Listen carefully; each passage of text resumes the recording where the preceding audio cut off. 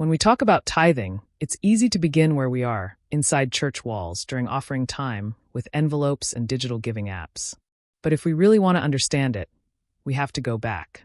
Far back, to a time before microphones, before megachurches, before money even looked like money. The word tithe simply means a tenth. A tenth of what you had. A tenth of what you produced. A tenth of what you valued. But in those early days, tithing wasn't about wealth. It was about worship. It was never meant to fill coffers.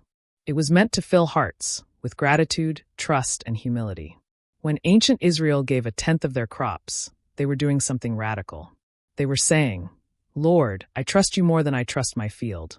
You gave the seed, and you will give the harvest." And that's what tithing truly was, a confession of trust. Long before tithing became a church tradition, it was a community principle, a sacred rhythm of life that ensured no one was left behind.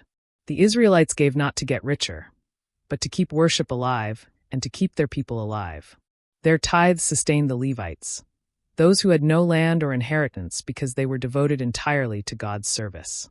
Their tithes fed widows, orphans, and foreigners, those who had no fields to harvest from. So from the very beginning, tithing was never a business model for religion. It was a divine system of both worship and welfare, an act of love for God, and an act of justice for others. It wasn't about giving to impress. It was about giving to express gratitude. But somewhere along the way, something sacred became distorted. For some, tithing turned into a test to avoid punishment. For others, it became a formula for guaranteed prosperity. Give to get, sow to reap. Send your seed and watch the floodgates open. But God never asked for a transaction. He asked for transformation. Tithing was never about moving heaven's hand. It was about opening your own heart. When the Israelites brought their tithe, they weren't saying, "Look at how much I can give." They were saying, "Look at how much you've already given me." The truth is, tithing has always been a test of the heart. Not because God needs your silver or your sheep. He doesn't. He owns the cattle on 1,000 hills. The stars that light our skies belong to him. Every breath in your lungs is a gift from his hand. So why did he ask for a tenth? Because giving reveals trust. Because generosity reveals gratitude. Because open hands reveal open hearts. When you give, you're not funding heaven. You're freeing yourself from the fear of lack. You're reminding your soul that you are not your own provider. Today, tithing wears many faces. In some churches, it's preached as law. In others, as love. For some, it's obligation. For others, overflow. But let's be honest, many believers live with a quiet tension when it comes to giving. I've seen it in the eyes of faithful people. Single mothers dropping their tithe into the basket with trembling hands. Elderly believers living on fixed income whispering, "Lord, this is all I have." And I've seen what happens next. They go home, sit at the kitchen table, and stare at the stack of bills. They wonder, "Lord, I've given faithfully. So why am I still struggling?" It's an honest question, one that deserves an honest answer. The truth is, faith is not a formula. Tithing was never meant to manipulate God's blessing. It was meant to magnify our trust in him. Sometimes, the return on giving isn't financial, it's spiritual. It's peace in the middle of pressure. It's strength when you want to quit. It's knowing that even when your wallet feels empty, your heart is full.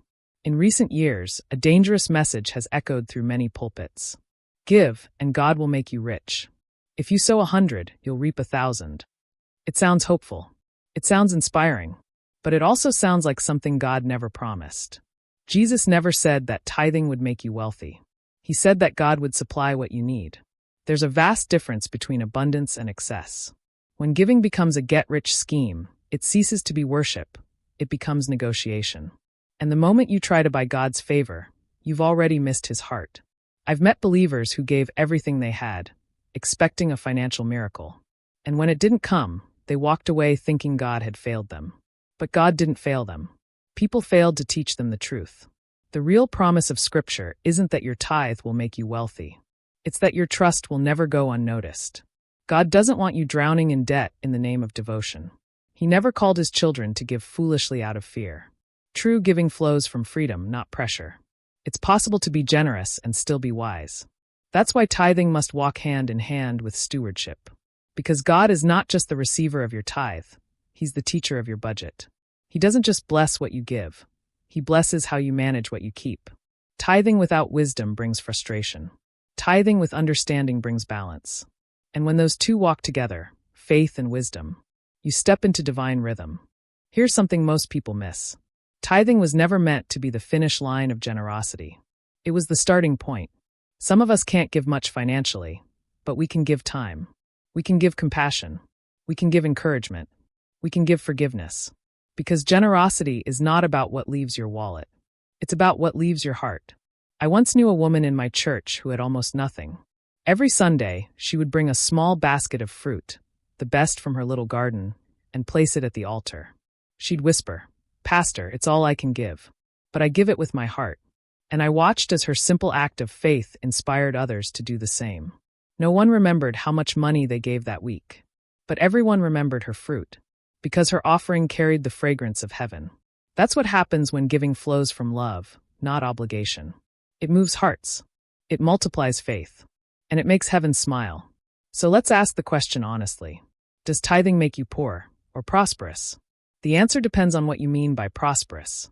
If you think prosperity is measured in luxury, then no, tithing won't make you rich.